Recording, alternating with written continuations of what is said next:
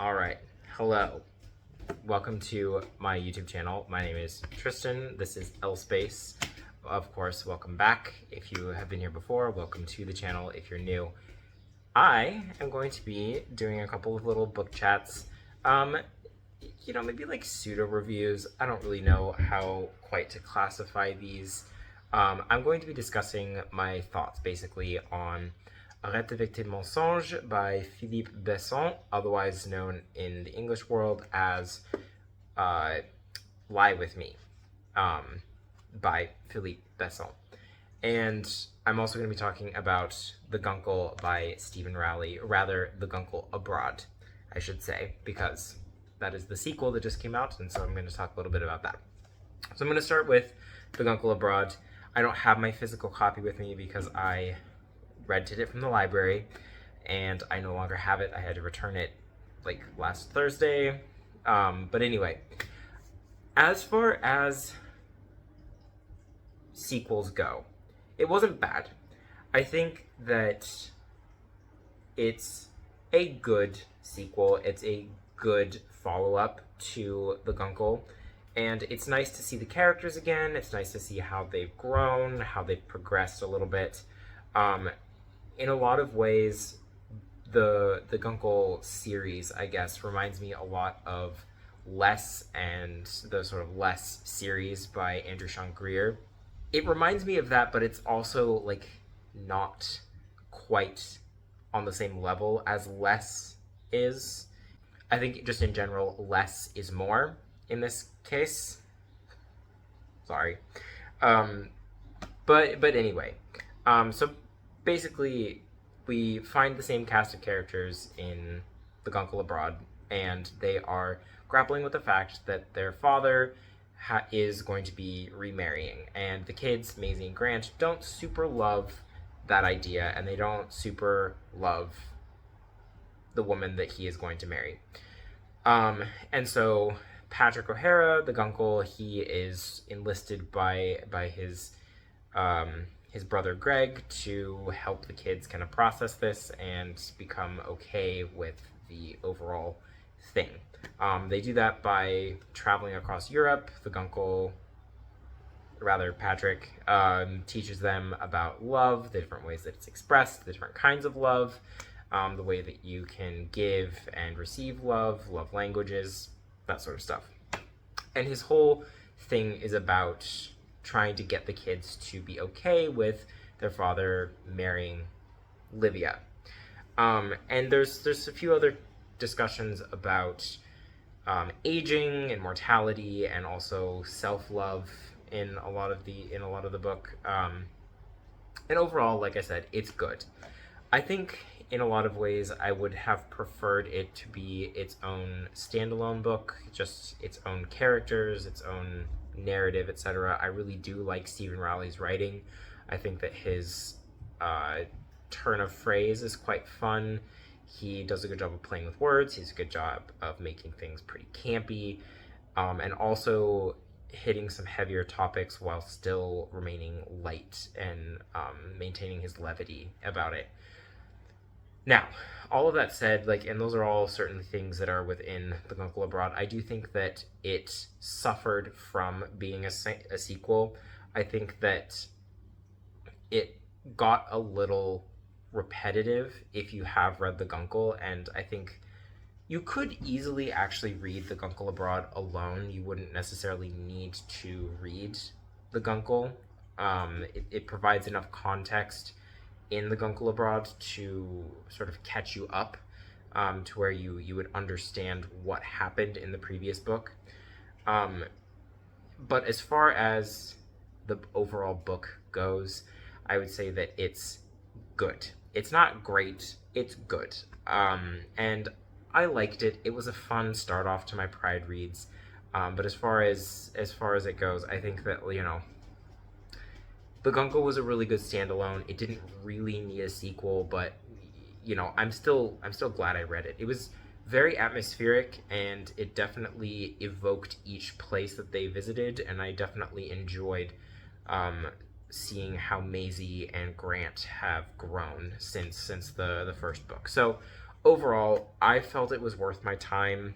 I think that, again, it's just good. And as far as sequels go, it's fine.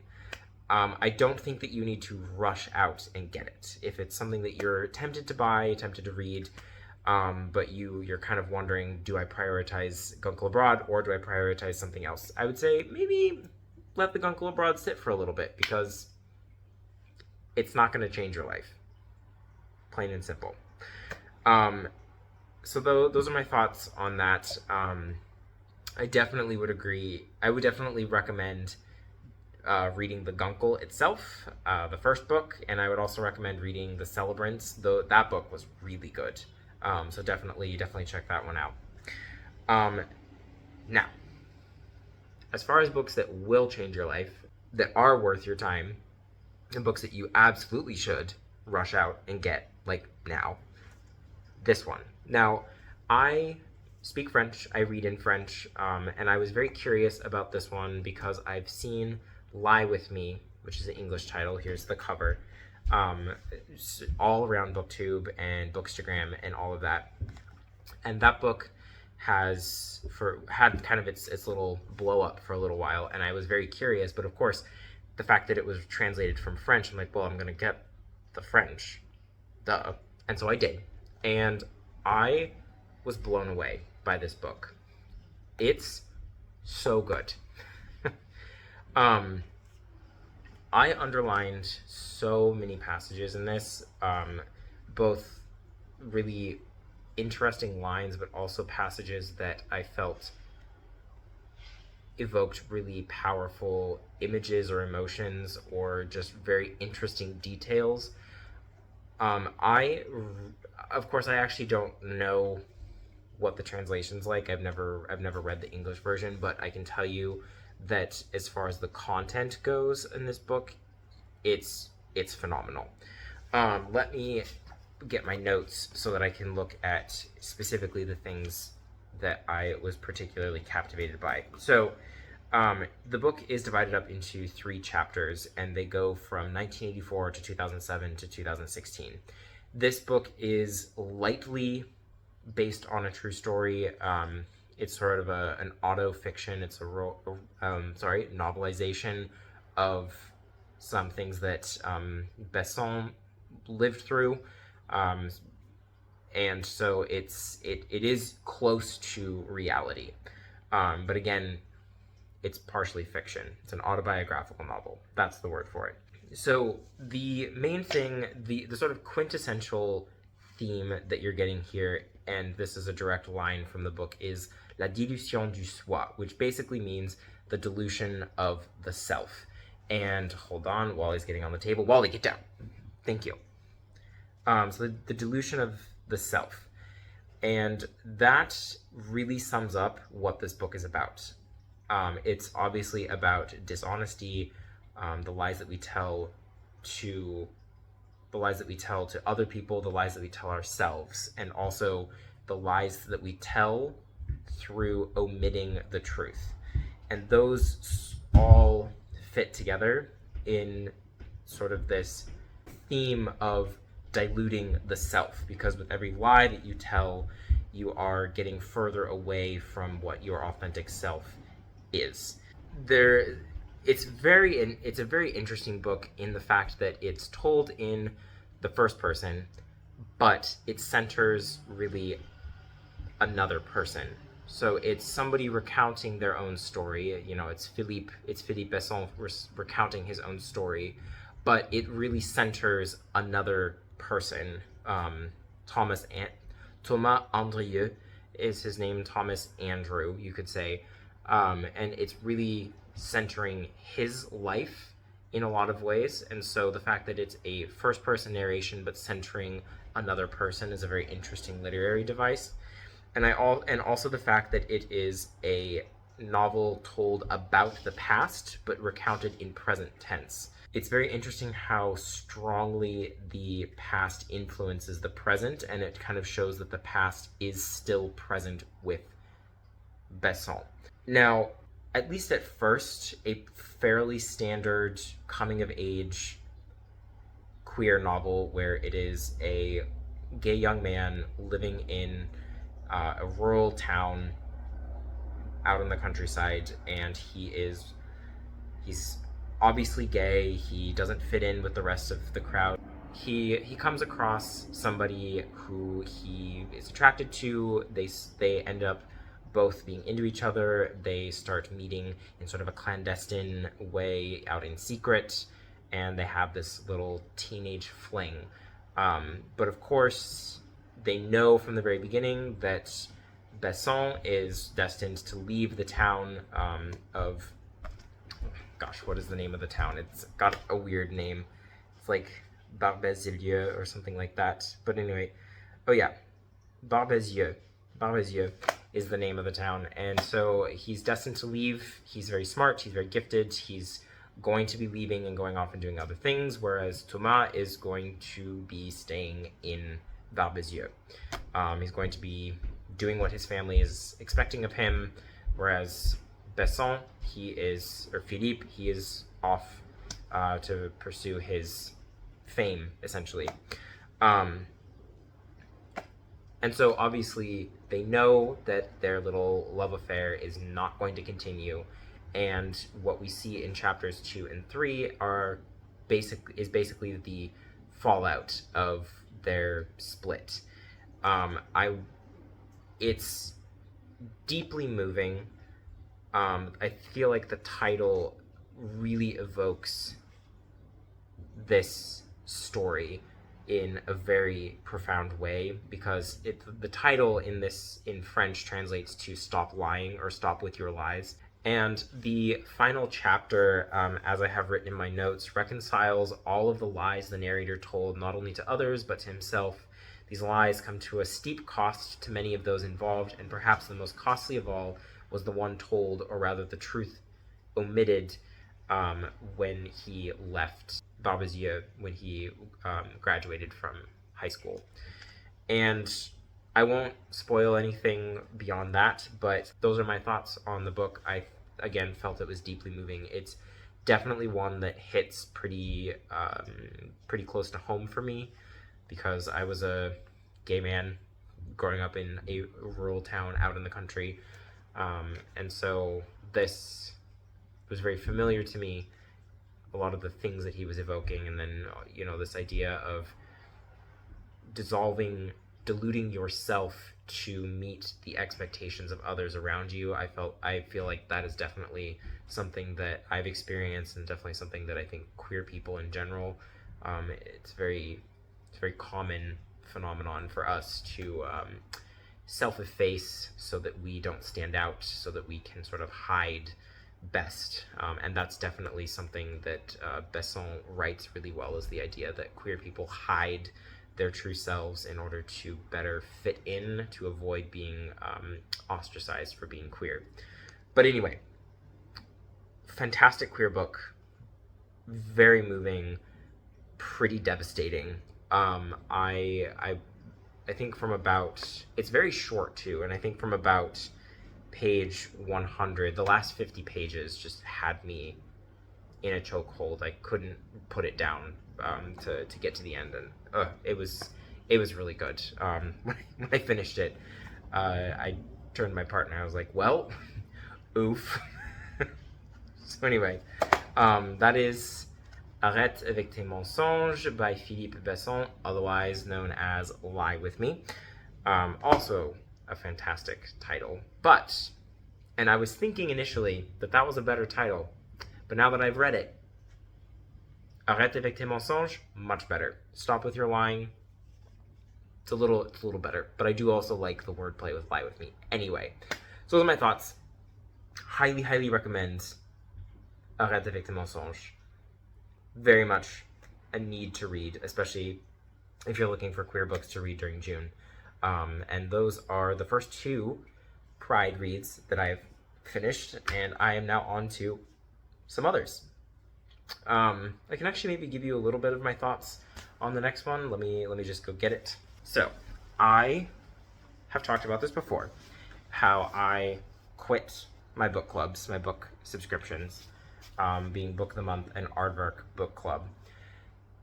Because while I was really enjoying them, I really enjoyed a lot of the books that I was getting. I found that felt a little too I felt too much FOMO with certain books that I would want to get, but then once I got them, I felt like I never prioritized them. Or there were some months where the selection was just kind of mid, and I picked one just because it sounded like the most interesting out of a pretty mediocre bunch. So I ended up just, with a ton of books that I am now sort of wading through. I've found a lot of really great books. Like, don't get me wrong, like Still Life by Sarah Winman. That was one of the add-ons for Book of the Month, and that is my favorite book of all time. So it was worth it, but I was just kind of getting overloaded with books that I wasn't necessarily super interested in reading, However, I did decide to join Eric Servini's Very Gay Book Club, which is a part of Alstora Bookshop, which centers queer books, queer fiction. And so I have a surprise addition to my June TBR, and that is In Tongues by Thomas Grattan. And I am almost halfway through, and I am loving it so far. It's very, again, atmospheric. It does a very good job of having very detailed imagery and very realistic descriptions, so that you really do feel like you're there. And this book starts with kind of a character from, I believe, Minnesota, who lives out in just kind of the country, and he has a surprise breakup.